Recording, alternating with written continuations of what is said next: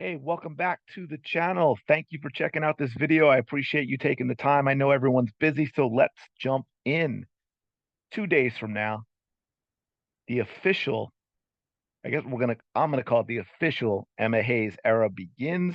It will be her first time on the sideline for the U.S. women's national team as they take on South Korea. Recently named her first camp and lineup, had her first brief camp. And now, of course, the questions are going to be who's going to play in these games, who's going to start, who's going to get a lot of time, what that means going forward for the Olympics and the World Cup. That's the other thing, too. We have to think 3 years ahead. And how does Emma Hayes treat that? Does she play the best players that she has, or is she also, or even more so, thinking about the best players for when the next World Cup rolls around? So, what I want to do, I thought I'd stimulate a little conversation and some debate looking at the players that she brought in that are on this roster. I am going to give you my I'd like to see it, but it's never going to happen. Starting 11. So look, we got a back line. I'm going to move Davidson because she's played there uh, plenty, even though I've always considered her a center back. Out at left back, the center backs are Staub and Germa. Out on the right is Fox. That's my back line. I put Sonnet in there as my first substitution, or injury or what have you. She would be my first back off the bench. My three in the middle, this is a little different here. We've got Alpert, Lavelle, and Coffee. I know you don't see any Lindsey Horan. Nothing against Lindsey. I would just like to see this again. This is what I think she's going to play. This may be the best lineup. This is a lineup I want to see. Okay.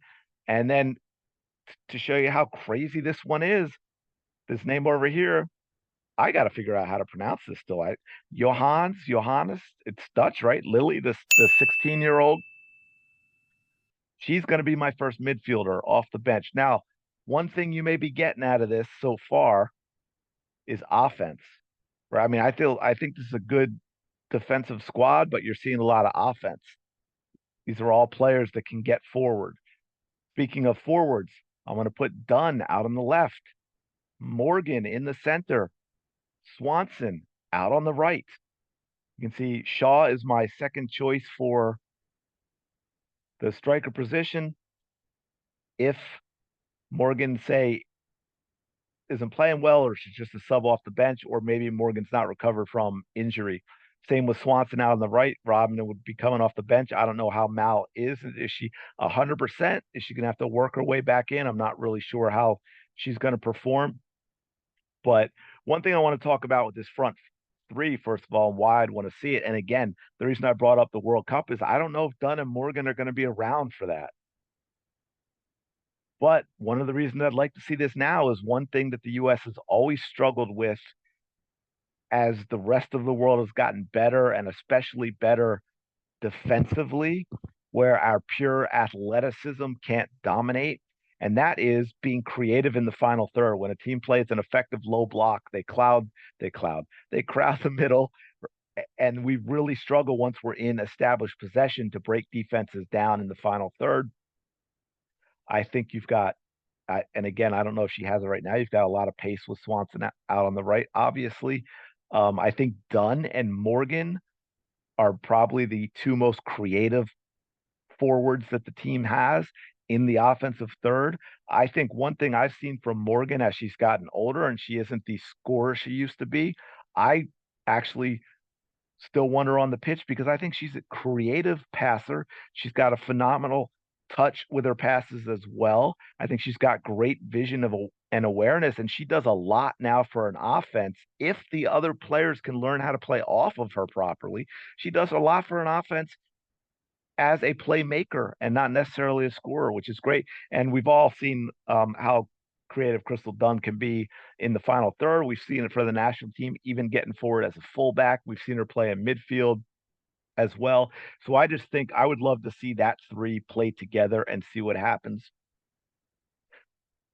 And really, this is a very young team without a lot of experience that I've got going on here, other than that front three. Obviously, Lavelle as well. Um, but that's basically it for the rest of the team in terms of their playing time, right? In terms of what they are doing for the national team. And it's interesting. I was looking at, well, what would be my actual lineup? Like if I'm guessing what I think we're going with. Oh, and by the way, I forgot to mention that's Campbell in goal. That's who I would give a choice. Now, here's what I think. Guessing if we're just taking the players now, obviously Emma Hayes is getting her first look in a camp and her first look on the sideline with the team, so that things can change a lot. But I think the back four is probably going to be Sonnet, Naomi, Davidson, and Fox. I think the forwards, Smith and Rodman, and maybe Dunn on the left. And then I think Macario and Shaw are also in that mix as much as I'd like to see it Morgan. So I think the forwards are the most unsettled. Now the midfield, Lavelle and Horan are going to be two of the three. And then I think it's going to be determined on Hayes's style. But the other thing I was checking out, which is actually really interesting for this midfield that's in camp, Albert has nine. Albert, I always want to say Albert. I think I even spelled it Albert. Um, she played for PSG, so I don't know. It's a French thing. Maybe I'm sticking that in there, but she only has nine national team appearances. Coffee only has 15. Hirschfeld doesn't have any, and Lily doesn't have any. I mean, really, Lavelle and Horan are the only two midfielders with experience. Now, I know Dunn can be midfield. I think that's a big reason she's going to be a big part of the Olympic team when they go to 18. You got to carry her because she can play forward, she can play midfield, and she can also play in the back line, as we all know. So I'm curious what y'all think. You're probably looking at this lineup and thinking that's crazy. But again, it's one that I just would like to see. It's not what I think is necessarily the best or what is going to happen.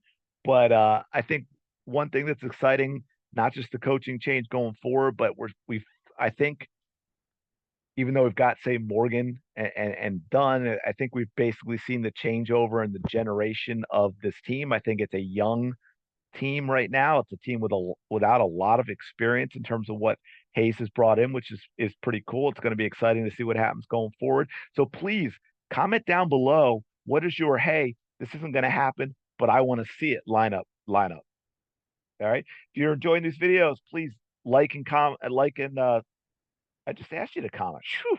Please like the video. That really does help a lot. It helps the YouTube push it out there and say, hey, people want to see this. And come on, people want to see this. And also be sure to subscribe for more videos like this. And I will talk to you in the next one.